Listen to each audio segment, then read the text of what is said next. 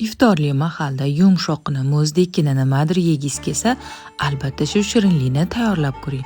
Idishimizga shakar, vanilin, un solib yaxshilab aralashtiramiz va yog'liqqina mazali sutdan 1 litr solamiz. Sut bilan unli massani yaxshilab aralashtirgach, olovga qo'yib pastalovda tinmasdan kovlab turib, quyultirib olamiz. Yaxshilab krem quyilishi kerak.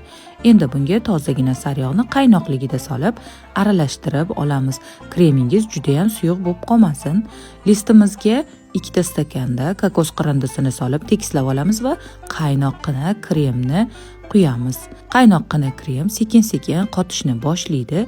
Uni tekislab stol ustiga olib turamiz. Krem uchun krem chiz, vanilin, skushonka yoki shakar va mazali 33% qaymoq solamiz. Odatda bu shirinlik oddiygina shanti krem bilan tayyorlanadi, lekin men kremini o'zbekchalashtirdim. Sutli massamiz listimizda qotgandan so'ng kremni solib tekislab olamiz va sovutgichga 2-3 soatga jo'natamiz.